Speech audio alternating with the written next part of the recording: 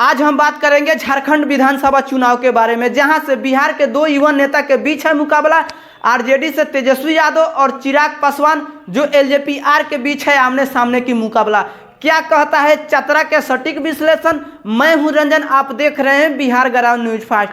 अब बात कर लेते हैं कि चतरा से कौन कौन है उम्मीदवार। तो एलजेपी-आर से उम्मीदवार है जनार्दन पासवान, जो पहले बीजेपी में हुआ करते थे, लेकिन जब एनडीए से वो सीट चल गई एलजेपी-आर को, तो आकर एलजेपी-आर में शामिल हो गए और उनको उम्मीदवार बना दिया गया, क्योंकि चिराग पासवान के पास नहीं था दूसरा कोई उम्मीदवार। वही दूसरे तरफ है सत्यानंद भोक्ता के बहू जो रश्मि प्रकाश, जो मंत्री भी रह चुके हैं सत्यानंद भोक्ता, और आरजेडी से अभी प्रत्याशी है रश्मि प्रकाश और काफ़ी मजबूत है। अब बात कर लेते हैं 2019 का नतीजा क्या कहता है। तो 2019 में आरजेडी से जो सत्यानंद भोक्ता को 1 लाख मत के आसपास मिले थे। दूसरे तरफ बीजेपी से उम्मीदवार थे जनार्दन पासवान, जिनको 77,000 के आसपास वोट मिले थे और हार जीत का अंतर था 24,000, जिसमें आरजेडी के जो सत्यानंद भोक्ता चुनाव जीते थे। अब बात कर लेते हैं कि चिराग पासवान और तेजस्वी यादव में कैसे है आमने सामने की मुकाबला, कैसे है नाक की लड़ाई।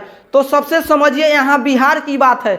बिहार में दोनों एक दूसरे के आमने सामने होते हैं, लेकिन झारखंड में भी एक दूसरे के आमने सामने हो गए और वहाँ आरजेडी को 6 सीट मिले हैं इंडिया गठबंधन की ओर से, और एनडीए गठबंधन की ओर से एलजेपी-आर को मात्र 1 सीट मिली है चतरा, और चतरा से ही आरजेडी को भी वो सीट मिली है। और इन दोनों के बीच काफ़ी कड़ी मुकाबला है और सत्यानंद भोक्ता का पकड़ बताया जाता है, जो आरजेडी से वहाँ से अभी वर्तमान में विधायक 2019 में जीतकर बने थे और अभी 2024 में चुनाव हो रहा है, और उनकी बहू वहाँ से उम्मीदवार है रश्मि प्रकाश।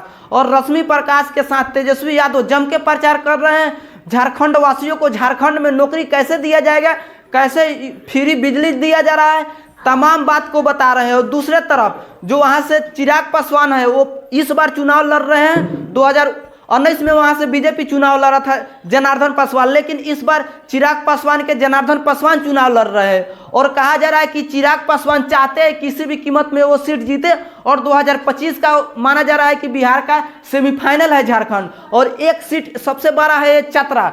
चतरा में क्योंकि बिहार के 2 बड़े पार्टी है, 2 युवा पार्टी है जो आमने सामने है, और चिराग पासवान को जिताने के लिए अरुण भारती, राजेश वर्मा, वीणा देवी, संभावी चौधरी और चिराग पासवान, उनकी 5 सांसद पूरी जोर दिए। किसी भी कीमत में वो चतरा सीट चाहते हैं कि जो एलजेपी-आर के जनार्दन पासवान ही जीते। लेकिन दूसरी तरफ जो रश्मि प्रकाश है, वो उनको तेजस्वी यादव जिताने का पूरी अपनी ताकत झोंक दी। अगर झारखंड की बात की जाए तो झारखंड से मुख्यमंत्री है हेमंत सोरेन, और हेमंत सोरेन के गठबंधन से है आरजेडी, और आरजेडी से जो चतरा विधानसभा से उम्मीदवार है सत्यानंद भोक्ता के बहू रश्मि प्रकाश। और रश्मि प्रकाश को जिताने के लिए तेजस्वी यादव ने पूरी कमर कस ली है। मुकेश सहनी भी अब प्रचार कर रहे हैं, हेमंत सोरेन प्रचार कर रहे हैं, कल्पना सोरेन प्रचार कर रहे हैं, और इंडिया गठबंधन के तमाम लोग रश्मि प्रकाश को जिताने का प्रयास कर रहे हैं और किसी भी कीमत पे चाहते हैं कि रश्मि प्रकाश को चुनाव जिताए और फिर से इंडिया सरकार एक बार झारखंड में बने।